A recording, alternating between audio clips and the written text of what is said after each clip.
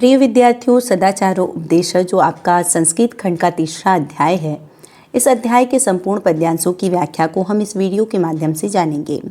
इस पाठ को पढ़ने का उद्देश्य क्या है, इसे हम पहले जान लेते हैं। इस पाठ के पढ़ने का उद्देश्य सदाचारो उपदेश शब्द का अर्थ जानना, सदाचार के महत्व को जानना, काठिन्य निवारण यानी जितने भी कठिन शब्द इस चैप्टर के अंतर्गत आए हैं इसके बारे में हम जानेंगे। पाठ के अंतर्गत मंत्रों का अनुवाद, पाठ के अंतर्गत जितने भी मंत्र दिए गए हैं उसका हिंदी अनुवाद भी हम इस वीडियो के माध्यम से सीखेंगे। अगला पाठ का उद्देश्य पाठ में आए हुए शब्दों को व्याकरण की दृष्टि से जानेंगे। ठीक है, देखिए बिना किसी देरी के हम पहले मंत्र की ओर चलते हैं। सदाचारो उपदेश का जो पहला मंत्र है, संगच्छध्वम संवध्वम संवो मनांसि जनतानाम देवाभागम यथा पूर्वे सज्जनानाम उपासते। संगच्छध्वम मतलब होता है साथ साथ चलो, संवध्वम मतलब साथ साथ बोलो, सम मतलब साथ साथ, वो मतलब अपने, मनांसी मतलब मन को, जानतानाम मतलब जानो, यथा मतलब जैसे, पूर्वे मतलब प्राचीन समय में, देवाभागम मतलब देवता लोग, सज्जना नाम मतलब ज्ञान पूर्वक, उपासती मतलब पूजा करते थे। अब देखिए पूजा करने का तात्पर्य यहाँ पर अपने मिलजुल कर कार्यों को करना।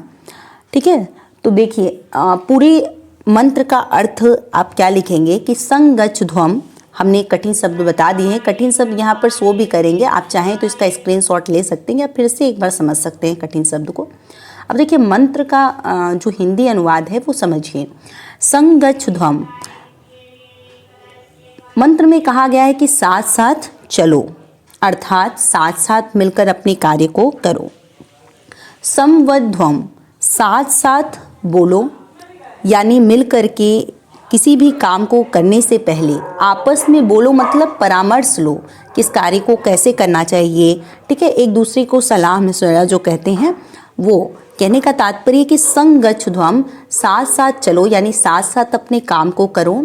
संवध्वम साथ साथ बोलो, अर्थात साथ साथ रह करके किसी भी कार्य को करने से पहले परामर्श लो। सम वो मनांसी जानता नाम, और तुम सभी मिलकर के अपने, मनांसी मतलब मन को, जानता नाम मतलब जानो, और तुम सभी मिलकर के या आप सभी मिलकर के अपने मन को साथ साथ जानो। यथा मतलब जैसे, पूर्वे मतलब प्राचीन समय में यानी पुराने समय में, जैसे पुराने समय में, देवाभागम देवता लोग, सज्जनानाम उपासते मिलजुल कर एक स्थान पर बैठ करके ज्ञान पूर्वक पूजा करते थे, यानी अपने कर्म को करते थे। यथा मतलब जैसे, पूर्वे मतलब प्राचीन समय में, देवाभागम मतलब देवता लोग, सज्जनानाम उपासते साथ साथ मिल करके ज्ञान पूर्वक पूजा करते थे या कर्म करते थे। देख लीजिए कठिन शब्द आए थे। संगच्छध्वम का अर्थ है साथ साथ चलो, संवध्वम मतलब साथ साथ बोलो, वो मतलब अपने, मनांसी मतलब मन को, जानता नाम मतलब जानो, सज्जना नाम मतलब ज्ञान पूर्वक, उपासती मतलब पूजा करते थे। अब देखिए दूसरे मंत्र की ओर चलते हैं। दूसरा मंत्र दिया है, कुर्वन्हे कर्माणि जिजीविषतम समा एवं त्वभि नाय तो अस्ति न कर्मम लिप्ते नरे। कुर्वनि कर्माणि मतलब कर्म करते हुए इस संसार में, जिजीविषतम समा मतलब 100 वर्षों तक जीने की इच्छा करें, नाय एतो अस्ति इससे अलग नहीं है। अर्थात पूरे का अर्थ है कि कुर्वनि कर्माणि कर्म करते हुए, जिजीविषतम समा 100 वर्षों तक जीने की इच्छा रखनी चाहिए। एवं त्वमि ऐसा जो भी करते हैं, नाय तो अस्ति न कर्मम लिप्ते नरा, उन्हें कर्म के बंधन में ऐसे मनुष्यों को लिप्त नहीं होना पड़ता है।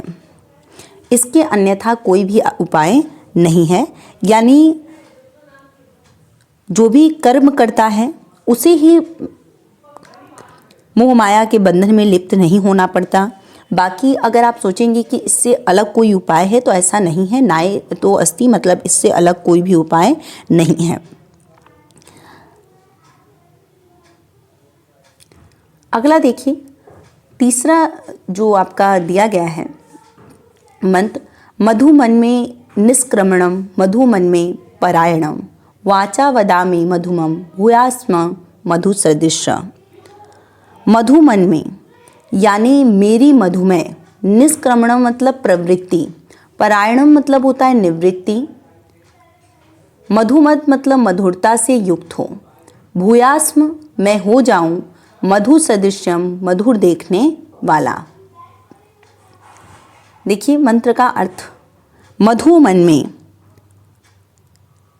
यानी मेरा किसी व्यक्ति के निकट जाना मधुर युक्त हो, यानी मधुर मन में निष्क्रमणम, निष्क्रमण मतलब प्रवृत्ति, मेरी जो प्रवृत्ति है, आप सामान्य अर्थ ऐसे लिख लीजिए कि जो मेरी प्रवृत्ति है वो मधुर हो, मधु मन में परायणम, और जो मेरी निवृत्ति है वह भी क्या हो, मधुर हो। मधु मन में निष्क्रमणम, मेरी जो प्रवृत्ति है वो मधुर हो, मधु मन में प्राणायानम, प्राणायानम मतलब होता है निवृत्ति, और मेरी जो निवृत्ति है वह भी मधुर हो। वाचा वदामि मधुमम, और मैं मेरी जो वदामि मतलब मैं बोलूं, वाचा मतलब वह वाणी, मधुमद मतलब मधुर हो, और मैं जो कुछ भी बोलूं वो मेरी वाणी भी मधुर हो। भूयास्म मधु सदृशम, और मैं मधुर देखने वाला हो जाऊं, अर्थात मैं किसी की भी बुराई न देखूं, सिर्फ मधुर यानी सिर्फ किसी की अच्छाई को ही देखूं। देखिए पूरे का अर्थ आप क्या निकालेंगे कि मधु मन में निष्क्रमण, मेरी जो निष्क्रमण मतलब प्रवृत्ति है वो मधुर हो, मधु मन में परायणम, और मेरी जो निवृत्ति है वो मधुर हो, वाचा वदामि मधुमम, और मैं जो कुछ भी वाणी बोलूँ वो मधुर हो, भूयास्म मधु सदृश्य, और मैं जो कुछ भी सदृश्य मतलब देखूँ वह भी मधुर हो, यानी मैं सभी के हित के बारे में ही देखूँ, किसी की बुराई न देखूँ। अगले चौथे पद्यांश की ओर हम चलते हैं और देखते हैं, आचारात लभते ही आयु आचारात लभते श्रियम, आचार कृति प्राप्नोति पुरुष प्रेत्य च। आचारात मतलब होता है सदाचार से, लभते मतलब प्राप्त करता है, ही आयु यानी आयु को, आचार लभते श्रियम, श्रियम मतलब होता है धन, आचारात कृति, कृति मतलब होता है यश, प्राप्नोति पुरुष प्रेत्य च, प्रेत्य मतलब परलोक में, चिह मतलब और इस लोक में। देखिए आचार लभते मतलब सदाचार से प्राप्त करता, ही आयु मतलब निश्चित रूप से आयु को, श्रियम मतलब धन यानी लक्ष्मी को, प्रेत्य मतलब मृत्यु के बाद परलोक में, चिह मतलब इस संसार में। अब देखिए मंत्र का अर्थ जो है वो इस प्रकार है कि आचार लभते, सदाचार से ही मनुष्य ही आयु मतलब दीर्घ आयु को प्राप्त होता है या प्राप्त करता है। आचार लभते मतलब सदाचार से ही मनुष्य आयु को प्राप्त करता है। आचार लभते श्रियम, और सदाचार से ही श्रियम मतलब धन को प्राप्त करता है। आचरात कृति प्राप्नोति, और सदाचार से ही पुरुष मतलब जो मनुष्य होता है वह कृति मतलब यश को प्राप्त करता है। प्रेत्य च, चाहे यह लोक हो चाहे प्रेत्य मतलब परलोक हो। एक बार पुनः सिर्फ इसके अर्थ को देख लीजिए, सदाचार से मनुष्य लंबी आयु को प्राप्त करता है, सदाचार से लक्ष्मी या धन को प्राप्त करता है, सदाचार से इस लोक में चाहे परलोक में मनुष्य जो है कृति मतलब यश को प्राप्त करता है।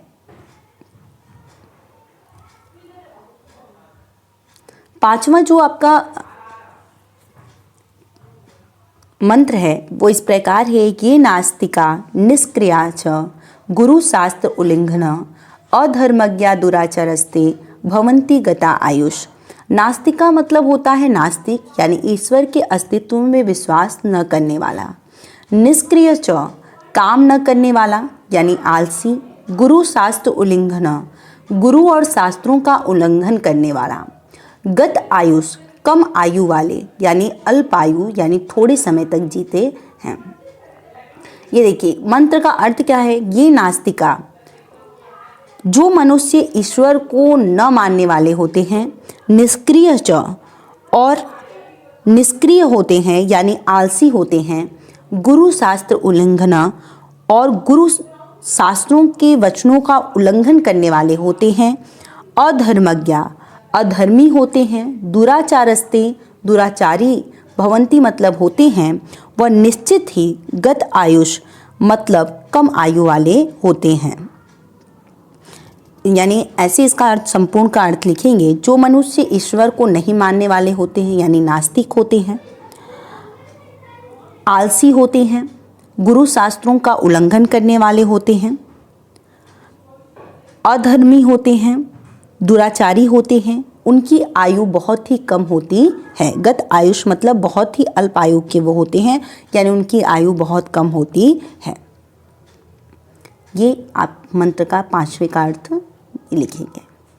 अगले देखिए अगले मंत्र की ओर हम बढ़ते हैं। अगला मंत्र जो इस प्रकार है, ब्रह्म मुहूर्ते बुद्धे धर्म अर्थो चानु चिंतेत, उत्थाय आचमय तिष्ठेत पूर्वाम संध्याम कृतांजलि। ब्रह्म मुहूर्त में, बुद्धेत मतलब जाग जाना, धर्म अर्थो धर्म और अर्थ का, यानी धर्म और अर्थ मतलब धन का, च अनुचिंत्यते चिंतन करना चाहिए, उत्थाय उठ करके, आचमन करके यानी कुल्ला करके, तिष्ठेत मतलब बैठ जाना चाहिए, पूर्वाम संध्या मतलब पूर्व संध्या की, कृतांजलि मतलब हाथ जोड़ करके। देख लीजिए कठिन शब्द को, बुद्धेत मतलब जाग जाना चाहिए, चाणु चिंतित मतलब और चिंतन करना चाहिए, उत्थाय मतलब उठकर, आचमय मतलब आचमन करके, कृतांजलि मतलब हाथ जोड़ करके। आगे अर्थ की ओर बढ़ते हैं। ब्रह्म मुहूर्ते बुद्धेत, मनुष्य को ब्रह्म मुहूर्त में बुद्धेत मतलब जागना चाहिए, धर्म अर्थो चानु चिंतित और जग करके धर्म और अर्थ का चिंतन करना चाहिए।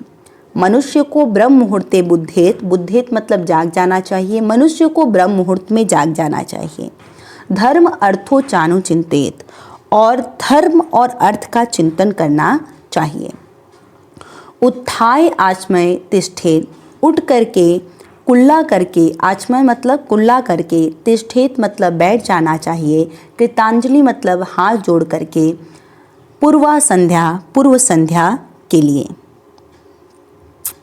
या आप इस तरह लिखिए कि मनुष्य को ब्रह्म मुहूर्त में जाग जाना चाहिए, धर्म और अर्थ का चिंतन करना चाहिए, उठकर कुल्ला करके हाथ जोड़कर पूर्व संध्या के लिए बैठ जाना चाहिए।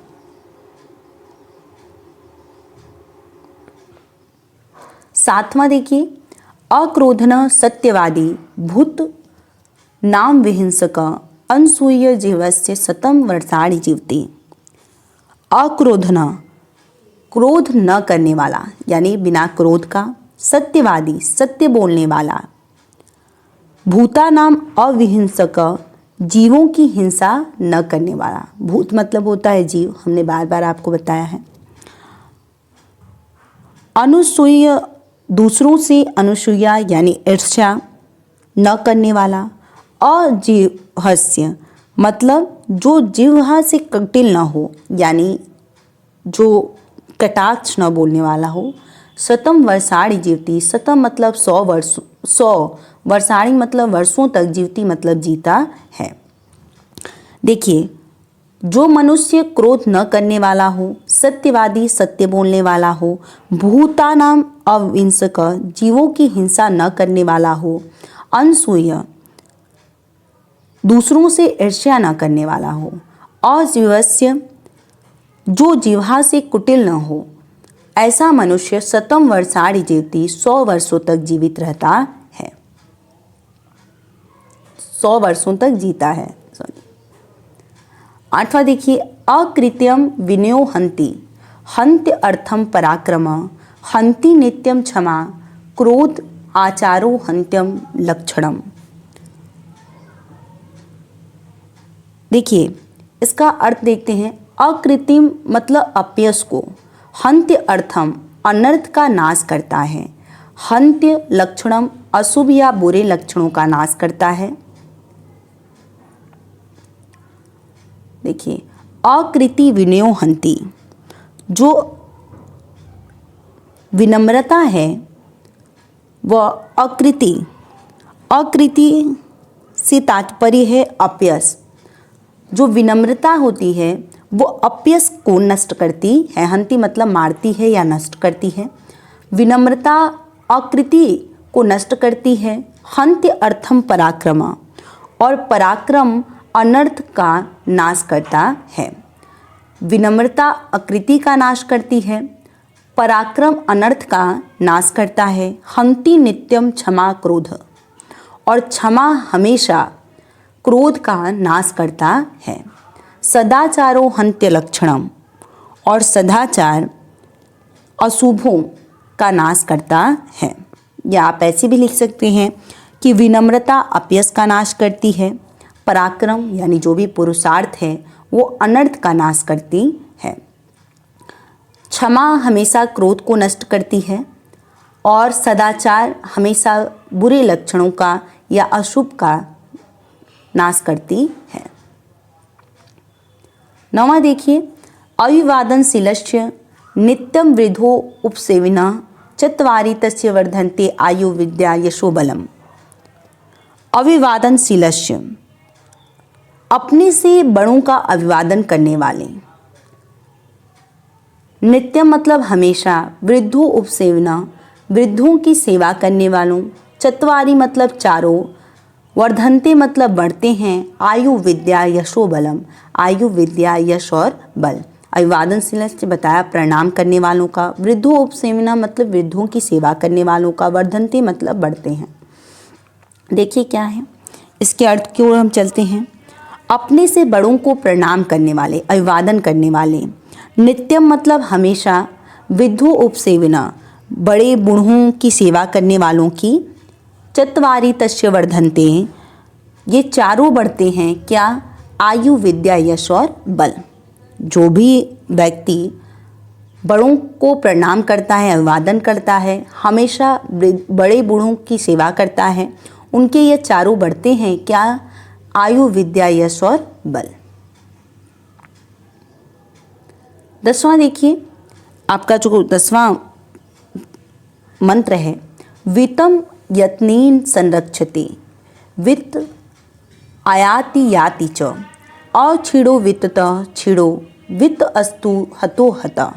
वित्तम मतलब होता है चरित्र, वित्त मतलब होता है धन आता है, आयाति मतलब आता है। वित्तम आयाति मतलब धन आता है, याति मतलब चला जाता है। वित्ततः धन के, वित्त अस्तु किंतु चरित्र के, हतो हतम वित्तम यत्नेन संरक्षते वित्तम आयाति याति च, अछिड़ो वित्ततः छिड़ो वित्त अस्तु हतो हता। वित्तम मतलब होता है चरित्र, वित्त मतलब होता है धन, आयाति मतलब आता है, याति मतलब चला जाता है, च मतलब और। यानी वित्तम का अर्थ होता है चरित्र, यत्नेन मतलब यत्नपूर्वक, हमें अपने चरित्र की यत्नपूर्वक रक्षा करनी चाहिए। वित्तम आयाति याति च, क्योंकि धन तो आता है और चला जाता है। अछिड़ो वित्ततः छिड़ो, वित्ततः मतलब वित्त यानी धन से क्षीण व्यक्ति सिर्फ क्षीण होता है यानी कमजोर होता है, परंतु वित्त अस्तु हतो हता, परंतु वित्तम यानी कि चरित्र से हीन व्यक्ति या चरित्र से क्षीण व्यक्ति हतो हता मरे हुए के समान होता है। एक बार पुनः देख लीजिए इसके अर्थ को।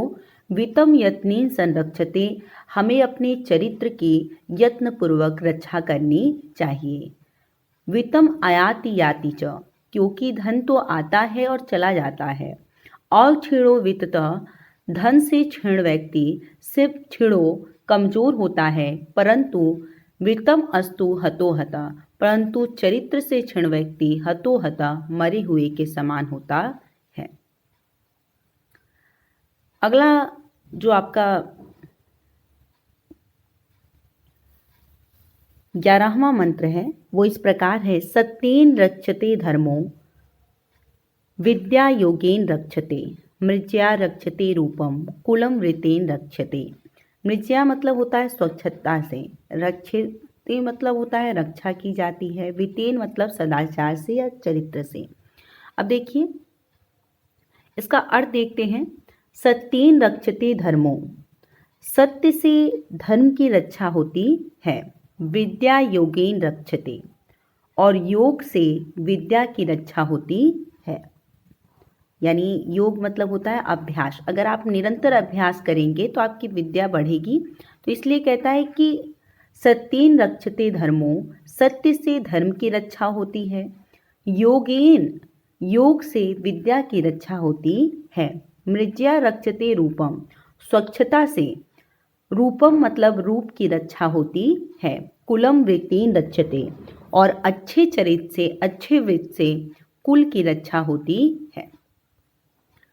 सत्य से धर्म की रक्षा होती है, योग से विद्या की रक्षा होती है, स्वच्छता से रूप की रक्षा होती है, और चरित्र से कुल की रक्षा होती है। अगला और अंतिम ये पद्यांश है आपका। देखिए, सूर्यताम धर्म सर्वस्व श्रुत्वा चाप्य वर्ध्यताम आत्मनः प्रतिकूलानि परेशान न समाचरते। सूर्यताम मतलब सुनो, धर्म सर्वस्वम मतलब धर्म के सार को, चाप्य वर्ध्यातम मतलब धारण भी करो। देखिए क्या कहते हैं, कहा गया है इस मंत्र में कि सूर्यताम धर्म सर्वस्वम, धर्म का सार सुनो, श्रुत्वा सुन करके, चाप वर्ध्यताम, च अपि अवर्ध्यताम मतलब और भी धारण करो।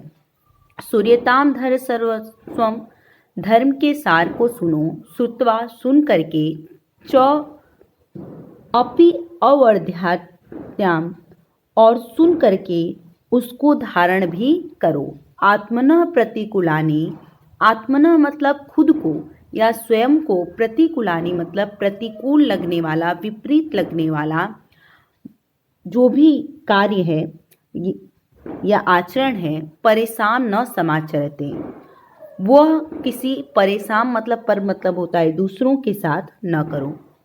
देखिए धर्म के सार को सुनो, सुन करके उसे धारण भी करो, और जो चीज़ तुम्हें प्रतिकूल लगता है उसे दूसरों के साथ न करो, यानी स्वयं को प्रतिकूल लगने वाला व्यवहार दूसरों के साथ न करो। अब देखिए व्याकरण की दृष्टि से सदाचारो उपदेशा में गुण स्वर संधि है, अधर्मज्ञ में अ उपसर्ग है, तिष्ठेत में स्था धातु विधिलिंग लकार प्रथम पुरुष एक वचन है, संरक्षित विधिलिंग लकार प्रथम पुरुष एक वचन है, सत्येन योगेन वितेन तृतीया विभक्ति एक वचन है, आत्मनः द्वितीया विभक्ति बहुवचन पंचमी षष्ठी विभक्ति एक वचन है, श्रुत्वा कृत्व प्रत्यय, प्रतिकूलानि मतलब प्रतिकूलानि में प्रति उपसर्ग है, बलम प्रथमा विभक्ति एक वचन है।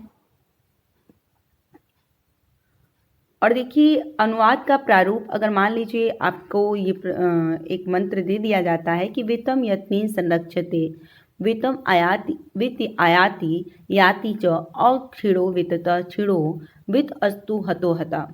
देखिए तो आप संदर्भ लिखेंगे कि प्रस्तुत श्लोक हमारी पाठ्य पुस्तक हिंदी में संकलित संस्कृत दिग्दर्शिका के सदाचारो उपदेशा पाठ से अवतरित है। फिर आप अनुवाद इसका करेंगे कि चरित्र की यत्नपूर्वक रक्षा करनी चाहिए। धन आता है और चला जाता है, धन के नष्ट होने से कुछ नहीं होता, परंतु चरित्र के छिड़ होने से व्यक्ति मरे हुए के समान होता है। तो आज के लिए इतना ही। अगर आपको वीडियो पसंद आया होगा तो कृपया लाइक करें और अपने दोस्तों के साथ सब्सक्राइब करें, ताकि आपके द्वारा हमारा मनोबल बढ़ता रहे। आज के लिए इतना ही, फिर से जुड़ेंगे एक नए सेशन को लेकर। तब तक के लिए धन्यवाद। जय हिंद, महादेव। घर रहिए, सुरक्षित रहिए।